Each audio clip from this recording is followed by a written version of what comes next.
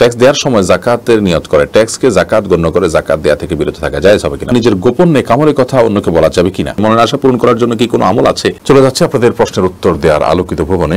জামিল আহমেদ আপনি লিখেছেন, অনেকে সম্পদের জাকাত দেয় না, তারা সরকারকে ট্যাক্স দেয়। ট্যাক্স দেওয়ার সময় জাকাতের নিয়ত করে, ট্যাক্সকে জাকাত গণ্য করে জাকাত দেওয়া থেকে বিরত থাকা জায়েজ হবে কিনা? ভাই জামিল আহমেদ, মোটেও এটি করার কোনো সুযোগ নেই। এর প্রথম কারণ হলো জাকাতের সুনির্দিষ্ট খাত আছে। ট্যাক্স যে আপনি দিচ্ছেন গভর্নমেন্টকে, গভর্নমেন্ট সেই টাকাটা ওই খাতগুলোতে ব্যয় করছে না, আপনি জানেন।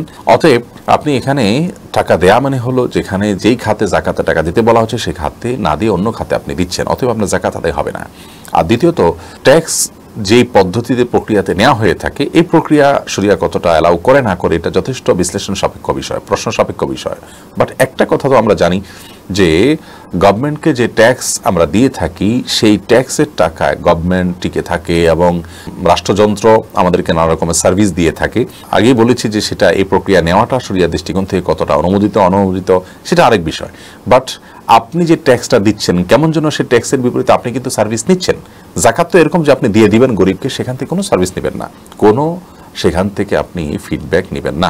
অতএব ট্যাক্সকে জাকাত গণ্য করার কোনো সুযোগ নেই। তো প্রথম কারণটি এক্ষেত্রে সবচেয়ে বড় এবং মৌল সেটা হলো যে আপনি যে ট্যাক্স দিচ্ছেন সেই ট্যাক্সের টাকাটা কি জাকাতের যে 8 খাত আছে সেই 8 খাতে সরকার খরচ করছে?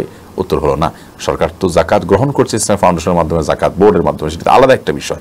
বিধায় ট্যাক্স দিয়ে আপনি জাকাত থেকে পার পেয়ে যাবেন বা দিবেন না সেই সুযোগ কিন্তু নেই, আপনাকে জাকাত দিতে হবে একজন ইমানদার হিসেবে। মনজুর হাসান আপনি লিখেছেন, নিজের গোপন নেক আমলের কথা অন্যকে বলা যাবে কিনা? এতে কি সে আমলের সম্পূর্ণ সওয়াব নষ্ট হয়ে যাবে? নিজের গোপন আমলের কথা অন্যকে যদি বলেন, নিজের অর্জন, সে অর্জনটা শুনিয়ে তার কাছ থেকে বাহবা নেওয়ার জন্য, তার কাছে ভালো সাজার জন্য, আপনার একটা অবস্থান হবে, সে আপনাকে ভালো জানবে এই উদ্দেশ্যে, তাহলে সেক্ষেত্রে সেটা গুনাহের কথা এবং শিরকে আসগার বা ছোট শিরক হবে। ফলে এটা করা জায়েজ নাই, এটা গুনাহের কথা।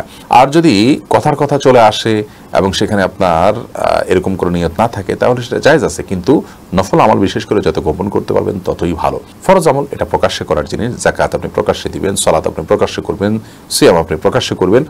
বাট নফল আমলগুলো যত গোপনে করা যায় ততই ভালো। আপনি দান সাদকা করার ক্ষেত্রে যদি প্রকাশ্যে দেন উদ্দেশ্য এটা থাকে যে আমার দেখা দেখে অন্যরা দিবে, তাহলে আপনি সেটা দিতে পারেন। আর যদি সেরকম উদ্দেশ্য আপনার না থাকে, তাহলে সেক্ষেত্রে আপনার জন্য স্বাভাবিক অবস্থাতে দান দক্ষিণা এগুলোকে যত লুকিয়ে করবেন ততই ভালো এবং সওয়াবের। এমডি মুস্তাফিজুর রহমান লিখেছেন, মনের আশা পূরণ করার জন্য কি কোনো আমল আছে? মনের আশা পূরণ করার জন্য আল্লাহর প্রতি ঈমান থাকলে, তাকওয়া থাকলে আপনি আল্লাহর নাম নিয়ে আল্লাহর কাছে দোয়া করবেন, যেটাকে ইসমে আজমের মাধ্যমে দোয়া করা বলা হয়। হে আল্লাহ, আপনি আমার অমুক অমুক আশা, অমুক অমুক চাহিদা, অমুক অমুক প্রয়োজন পূরণ করে দেন, আপনি দোয়া করবেন।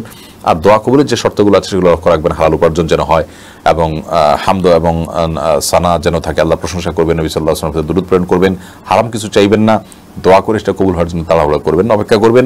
কাঙ্ক্ষিত জিনিস না পেলেও দোয়া কবুল হতে পারে সেটি মাথায় রেখে দোয়া করবেন। ইনশাআল্লাহ বিইذনিল্লাহ আপনার দোয়া কবুল হবে।